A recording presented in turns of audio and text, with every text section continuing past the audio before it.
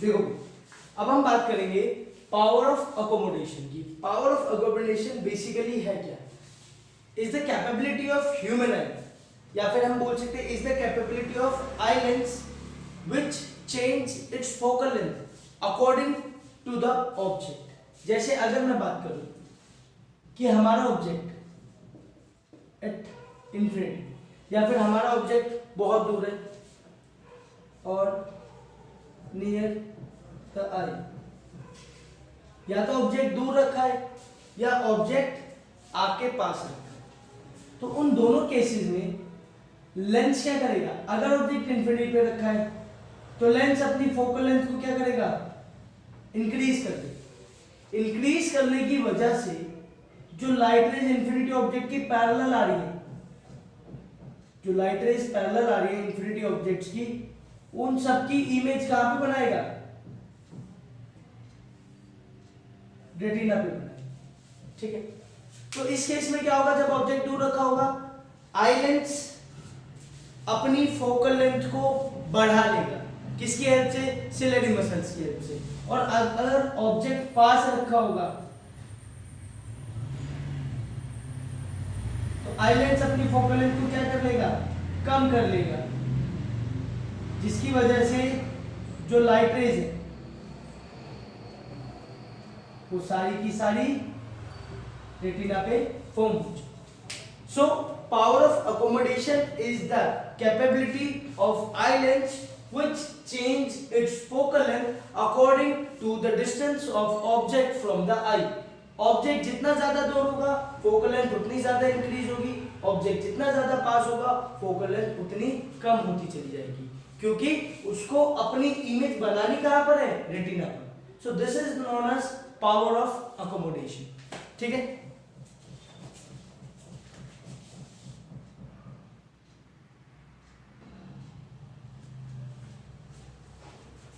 अब हम बात करेंगे डिफेक्ट्स ऑफ आई के बारे में। ठीक है, डिफेक्ट्स ऑफ आई बेसिकली है क्या? डिफेक्ट्स ऑफ आई हमारी, अगर हम नॉर्मल वे में बात करें तो तीन तरह के डिफेक्ट्स होते हैं। एक होता है मायोपिया, एक होता है हाइपरमेट्रोपिया,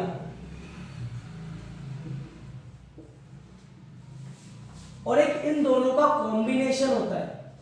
मायोपिया और हाइपरमेट्रोपिया का कॉम्बिनेशन, इसको हम बोलते हैं प्रेस बायोपिया। ठीक है, अब बात आती है मायोपिया। मायोपिया को हम शॉर्ट साइटेडनेस भी बोलते हैं। ठीक है, वही हाइपरमेट्रोपिया को फार साइटेडनेस भी बोलते हैं। ठीक है, अगर मैं बात करूं मायोपिया की, तो मायोपिया होने का कारण है क्या? बेसिकली देखो, मायोपिया होने का एक कारण तो ये है कि जो मायोपिक पर्सन होगा वो can see near by object clearly, but cannot see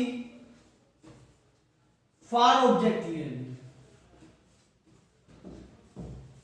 जो मायोपिक पर्सन है वो पास के ऑब्जेक्ट को तो आसानी से देख सकता है, लेकिन दूर के ऑब्जेक्ट को देखेगा तो, मगर क्लियरली नहीं देखेगा।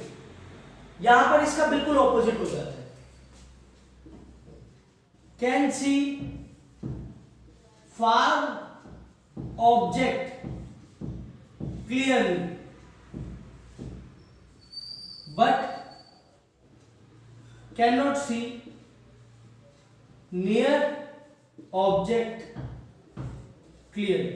मैं बार बार एक वर्ड पे ज्यादा हाईलाइट कर रहा हूं, क्लियरली। वो पास का और दूर का ऑब्जेक्ट देख पाएंगे मगर क्लियरली नहीं देख पाएंगे। देखो, मायोपिया और हाइपरमेट्रोपिया में एक बेसिक डिफरेंस याद रखने का एक बेसिक सा तरीका मैं आपको बता देता हूं। मायोपिया अल्फाबेटिकली छोटा है, अल्फाबेट्स अगर काउंट करो, और हाइपरमेट्रोपिया अल्फाबेट्स अगर काउंट करो तो बड़ा है। ठीक है, myopia, myopic person can see near object clearly but can not see far object clearly, and hypermetropic person can see far object clearly but can not see near by object clearly. ये पास का आराम से देखेगा मगर दूर का नहीं देख पाएगा।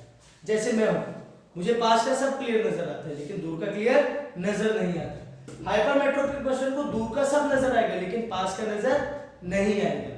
ठीक है, इसके बाद आता है प्रेस बायोपिया। प्रेस बायोपिया में कंडीशन दोनों लग जाती है। वो कैसे? Can not see far as well as near object clear, कि भाई ये दूर के ऑब्जेक्ट को देख पाएगा आसानी से, ना दूर के को देख पाएगा ना पास के को, धुंधला नजर आएगा इसको। ठीक है, अब बात आती है कि चलो 3 डिफेक्ट तो हो गए लेकिन इनका होने का रीजन क्या है? What is the reason behind these defects? देखो, सबसे मेन रीजन तो मालनरिशमेंट है या प्रॉपर न्यूट्रिएंट्स इनटेक ना करना है। लेकिन प्रॉपर न्यूट्रिएंट्स इनटेक ना करने के बाद हमारी आई में क्या क्या चेंजेस आते हैं जिसकी वजह से ये डिफेक्ट होती है।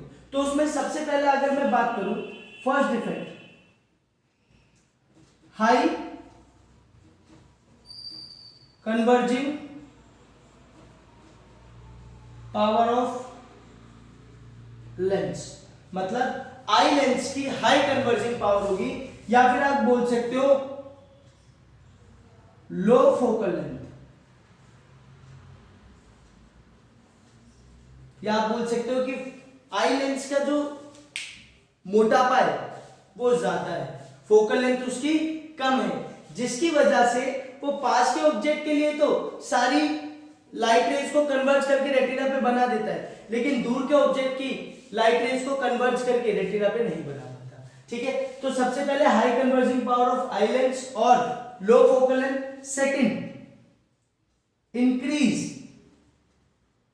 इन the size of eye ball, eye ball के साइज में इंक्रीमेंट हो जाना due to the deficiency of nutrients. Nutrients की डेफिशिएंसी से आई बॉल का साइज क्या हो जाता है? इंक्रीज हो जाता है, जिसकी वजह से उसकी रेटिना पीछे खिसक जाती है। ठीक है, वो अभी डायग्राम की हेल्प से मैं आपको बताऊंगा। देखो, पहली कंडीशन क्या है? पहली कंडीशन तो ये है कि अगर आई लेंस ज्यादा मोटा होगा तो उसकी वजह से उसकी फोकल लेंथ कम होगी और वो इमेज कहां बनाएगा? रेटिना पे बनाएगा। लेकिन पास के ऑब्जेक्ट की इमेज तो आराम से रेटिना पे बना देगा लेकिन दूर के ऑब्जेक्ट की इमेज रेटिना पे नहीं बना पाएगा। ठीक है, उसका कारण क्या होगा? रेटिना से पहले बना देगा इमेज। अभी डायग्राम की हेल्प से समझाऊंगा मैं उसको। ठीक है, क्लियरली। इसके बाद अगर मैं इसको देखूं, रीजन ऑफ हाइपरमेट्रोपिया, इसमें क्या आएगा? फर्स्ट पॉइंट आएगा low converging power of eye lens. Eye lens की पावर कैसी है? लो है। ठीक है, कम है। अब क्या होगा? जिसकी वजह से वो अपनी फोकल लेंथ को ज्यादा चेंज नहीं कर पाएगा। ज्यादा फोकल लेंथ है, कम नहीं कर पाएगा। यहां क्या था? उसकी फोकल लेंथ आराम से कम हो जा रही थी लेकिन ज्यादा नहीं हो पा रही थी। यहां पे उसकी फोकल लेंथ ज्यादा तो है मगर कम नहीं हो पा रही। अब ये क्या करेगा? डिस्टिंक्ट ऑब्जेक्ट की जो रेज आएंगी आई लेंस के पास वो रेटिना पे फॉर्म कर देगा लेकिन नियर बाय ऑब्जेक्ट की जो रेज आएंगी वो रेटिना पे फॉर्म नहीं कर पाएगा, जिसकी वजह से हमें ऑब्जेक्ट कैसा नजर आएगा? ब्लर नजर आएगा। ठीक है, सेकंड केस इसमें क्या है? Decreasing the size of eye ball. Eye ball के साइज में डिक्रीमेंट आ जाएगा जिसकी वजह से उसका रेटिना आगे की तरफ खिसक जाएगा। यहां पे क्या हो रहा था? रेटिना पीछे की तरफ खिसक जा रहा था तो सारी लाइट रेज रेटिना के सामने कन्वर्ज हो रही थी। यहां पे क्या होगा? रेटिना आगे की तरफ खिसक जाएगा जिसकी वजह से सारी लाइट रेज रेटिना के पीछे कन्वर्ज होगी। ठीक है, अगली कंडीशन आती है ये। यहां पे एक ही कारण है जो मेन रीजन है, due to weakness in ciliary muscle.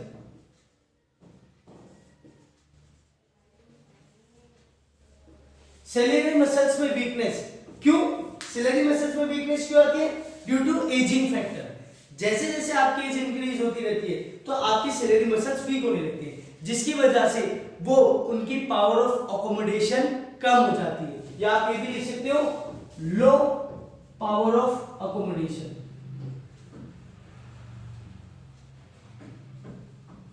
Power of accommodation कम होने से सिलेरी मसल्स लेंस की फोकल लेंथ को कम और ज्यादा नहीं कर पाते, जिसकी वजह से ना हम दूर का ऑब्जेक्ट क्लियरली देख पाते, ना हम पास का ऑब्जेक्ट क्लियरली देख पाते। ठीक है, अब यहां पर बात आती है कि इन केसेस में हम कौन कौन से लेंस यूज करते हैं। ठीक है, अगर मैं बात करूं मायोपिया की, तो मायोपिया में हम लेंस कौन से यूज करेंगे, कॉनकेव लेंस। ठीक है, अगर कॉनकेव लेंस यूज करेंगे, कॉनकेव लेंस काम क्या करेगा, कॉनकेव लेंस पास रखे ऑब्जेक्ट को उसकी इमेज दूर बनेगा। ठीक है, फिर आती है यहां पर हाइपरमेट्रोपिया में कौन सा लेंस होगा, यहां पर कॉन्वेक्स लेंस यूज होगा। कॉन्वेक्स लेंस क्या करेगा,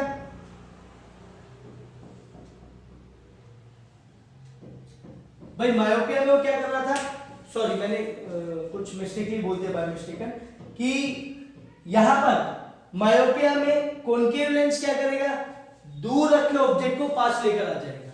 ठीक है, आपके पास लेकर आ जाएगा ताकि हम पास की चीज आसानी से देख पाए। लेकिन कॉन्वेक्स लेंस हाइपरमेट्रोपिया में क्या करेगा, पास रखे ऑब्जेक्ट को भी दूर ले जाएगा, जिसकी वजह से वो आई लेंस के लिए इसकी बनाई हुई इमेज आई लेंस के लिए ऑब्जेक्ट का काम करेगी, और ऑब्जेक्ट दूर रखा होगा तो ये आसानी से देख पाएंगे। But in the case of presbyopia we use bifocal length lens, bifocal length.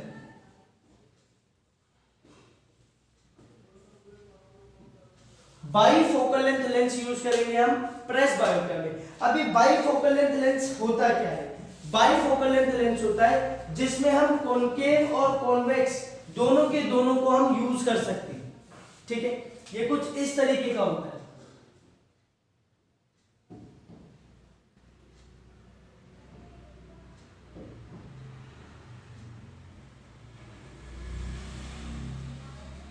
ठीक है, ये कुछ इस तरीके का यूज होता है। यहां हम दोनों के दोनों लेंसेज को यूज करते हैं, कॉनकेव को भी और कॉन्वेक्स को भी। इन दोनों लेंस को यूज करके हम दूर की चीज भी आसानी से देख पाते हैं और पास की चीज भी आसानी से देख पाते हैं। देखो, अगर हमें दूर की चीज देखनी थी तो दूर की चीज देखने के लिए हम क्या कर रहे थे, ऑब्जेक्ट को पास लेकर आ जाते थे। तो ऊपर वाले पोर्शन में कौन सा लेंस यूज होगा, कॉनकेव लेंस यूज होगा, कि हम दूर की चीज को पास लाके रख देंगे। ठीक है, वहीं पर हम क्या कर रहे थे इस केस में, कि इस केस में हमें दूर का नजर आ रहा था, पास का नजर नहीं आ रहा था। तो इस कॉन्वेक्स लेंस क्या करेगा, पास रखी चीज को दूर लेकर चला जाएगा।